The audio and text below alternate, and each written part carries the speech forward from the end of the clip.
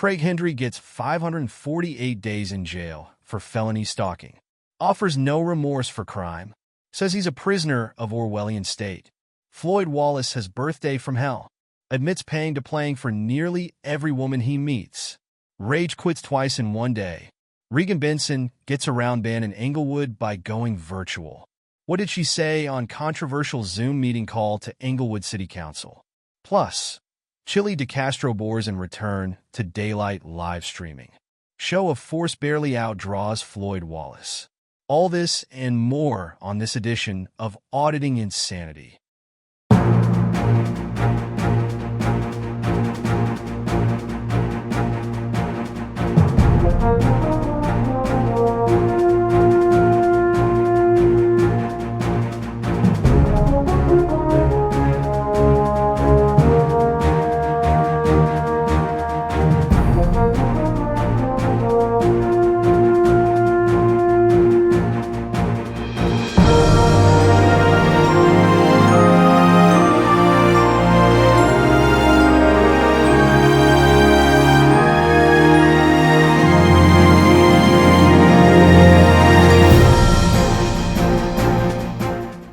Good afternoon, and welcome to another edition of the Auditing Insanity Newscast brought to you by ReallyCoolNews.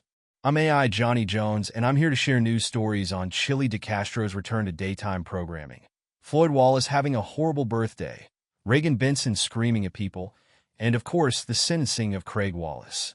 With so much going on, we'll remind you to join Jim and the gang tonight at 8 p.m. Eastern, 7 p.m. where it counts, 6 p.m. Mountain, and 5 p.m. on the left coast tonight for their almost nightly Not Another Freaking Gym livestream show. Now with wings. With that, we'll ask you to focus on Craig Hendry sentenced to 548 days for stalking. Craig Hendry again dominated the GoFundMe market on Tuesday, though his dominance may continue as Hendry made a defiant statement Wednesday morning after being sentenced for felony stalking and misdemeanor harassment charges. Hendry called himself a political prisoner who was innocent of the crimes he was convicted of, as he had never directed anyone to harass or threaten anyone, and he had been threatened and harassed by an Orwellian government. Claiming to be a peaceful protester, Hendry indicated that he never directed anyone to be violent or aggressive. He maintained that whenever he audited, he was always respectful and peaceful in demeanor and never provided a threat to anyone, and said he didn't deserve the oppressive treatment he suffered at the hands of the government. Among the claims he made against the government came as he stated that he had been apprehended against his will, held for ransom, forced to urinate in front of others, and has been taken from his family, imprisoned unfairly under a system that no longer works. The YouTuber received 548 days in jail with 79 days credit for time served. Because he's serving time on a level 6 felony, he'll end up doing 6 months, as non-violent offenders currently get 2 days credit for every day served. He indicated that he would be seeking an attorney who specializes in appellate law, which is hard to find in Indiana, and he'll need financial support from his fans to fund his appeal. Hendry's to support Craig's work fund took in $100 for Tuesday and was the only fund that was active on Tuesday to take the GoFundMe crown for the day. That said, donations are expected to pour in following Hendry's release statement this morning. Journalism is not free. Both ReallyCoolSite.org's daily newspaper and our daily newscasts are funded by your continuing donations and what we make from our YouTube AdSense revenue each month. If you'd like to contribute to help us keep the lights on, eating, keeping the cats fed, and writing new stories to feature on both the newspaper and newscast each day, we do have a GoFundMe set up at the address on screen right now. If you can't afford to contribute, please watch the advertisements on our videos, like, share, subscribe, and comment. You can help by doing next to nothing, and we thank you in advance for pitching in.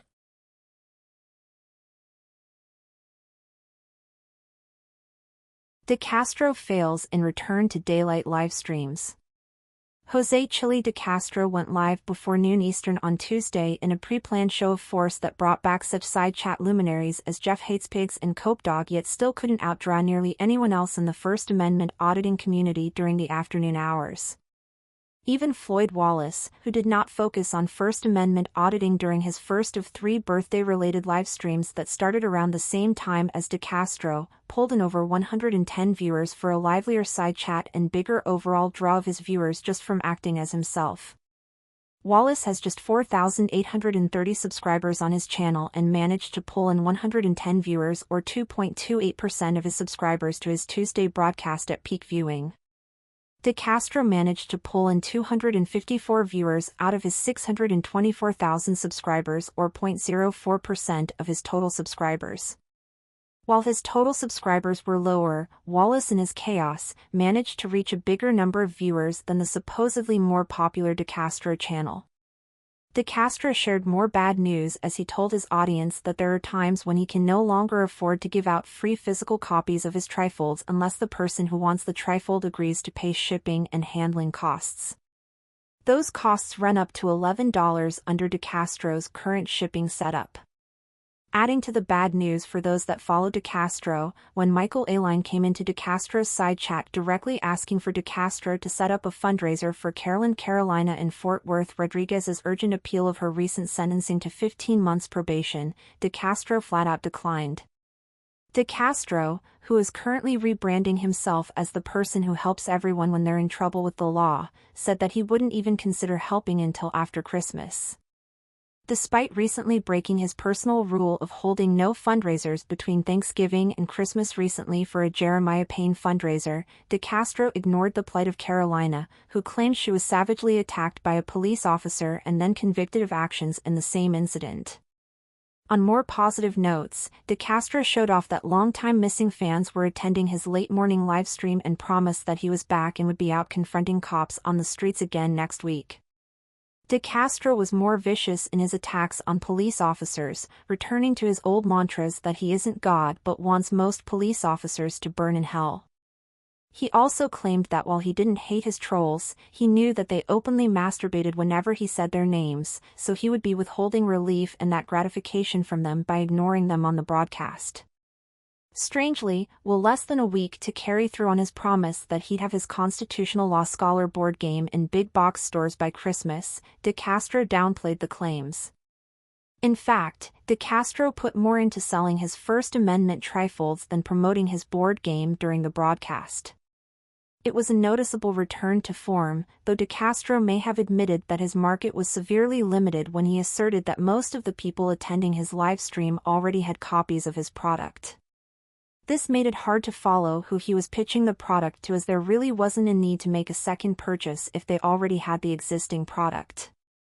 After pledging that he wasn't a beta male and a status quo loser, the YouTuber pledged that he'd be back on Wednesday with another early morning livestream.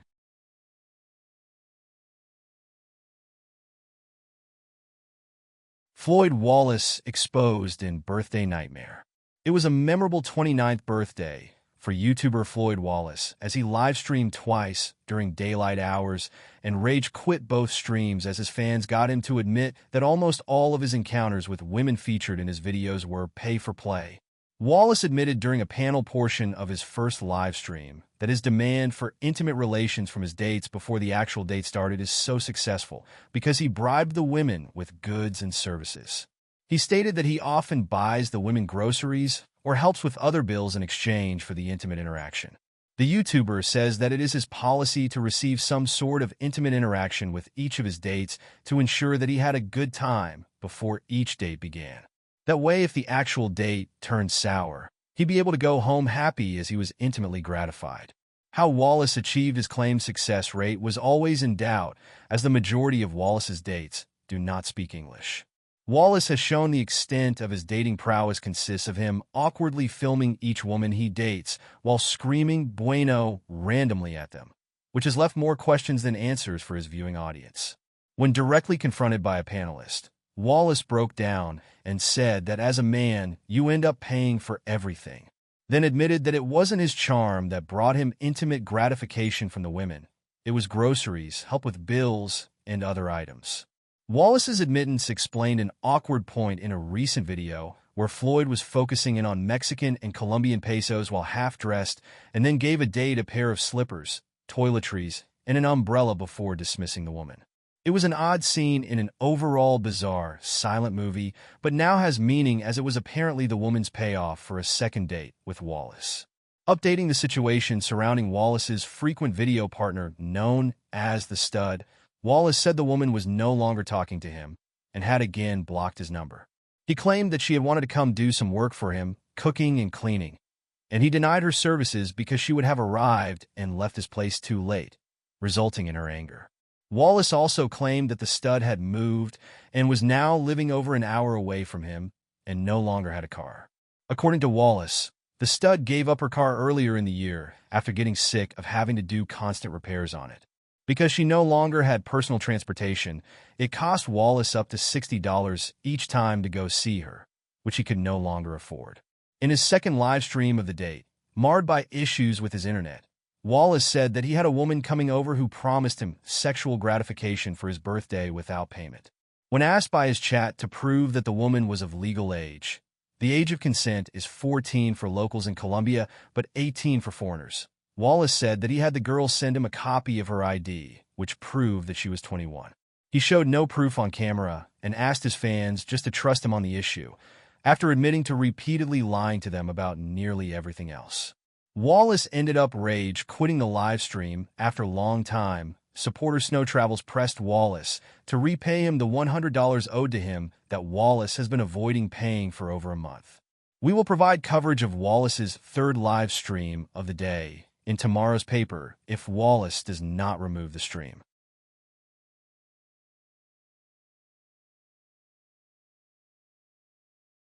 Regan Benson outraged in Englewood again. YouTuber Regan Benson found a way around a ban from the Englewood, Colorado, City Council chambers on Monday to provide a statement during the public commentary portion of the City Council meeting. Addressing the council via Zoom, Benson wasted 30 seconds of her 3-minute speaking time arguing over Mayor Othniel Sierra's statement that she was from Denver by correcting him that her city was instead Rough and Ready, Colorado.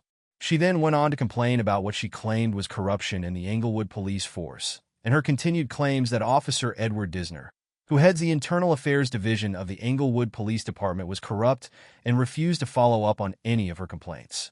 Benson has been targeting Disner after another YouTuber from Englewood provoked Disner into threatening to personally sue the YouTuber after the YouTuber released Disner's information and led a brigading campaign against him. Despite Craig Hendry's recent conviction of felony harassment based on a brigading campaign of his own that turned threatening, Benson and others in the First Amendment auditing community still condone the practice as a way to show their power in the community. They state that while they provide the contact information, they are in no way responsible for the content of the messages their fans leave for their targets. Benson finished off her comments to the Englewood City Council by reminding the public that they can store their bicycles inside the Civic Center, as she recently saw council member and cult leader Joe Anderson store his bike there during a city council meeting. She also called for a professional dress code based on what City Council member Steve Ward was wearing, a baseball cap and jeans, before concluding her commentary. The YouTuber returned to live streaming Tuesday afternoon as she was accompanied by a woman identified as Jen as they went to place another complaint at the Englewood Police Department. Jen had previously been featured on an October 11, 2024, live stream with Benson, making the same complaint. Essentially, Jen was arrested in Englewood for violating a restraining order by a former partner. When she was arrested, her personal property was destroyed by the Englewood Police Department along with all evidence of her possessing narcotics during the arrest. Jen's case was eventually thrown out, and when she went to retrieve her property, she found that it had been destroyed due to Englewood's policy to destroy all belongings that are not claimed within a 30-day period. Jen opposed the policy as she spent over 30 days in jail and did not have the opportunity to claim said property. Tuesday's livestream was handled by Officer Jackson of the Englewood Police Department, who also handled the October complaint, who took a statement from Jen, then said he'd give it to Internal Affairs. Benson scoffed at the process as she again stated that the complaint would be ignored as Edward Disner ran Internal Affairs.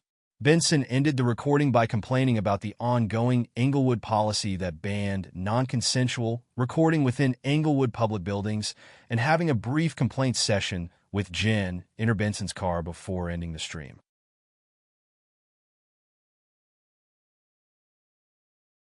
And we're back.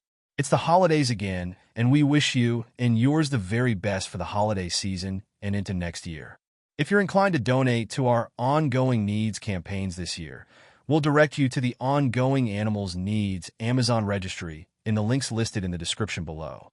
The winter brings tons of stray animals to our property, and we're always looking for help feeding and providing shelters for stray cats in the area. This time of year, we're in need of wet food and, believe it or not, generic paper plates, and we use about 20 plates a day to ensure that the inside and outside critters are fed.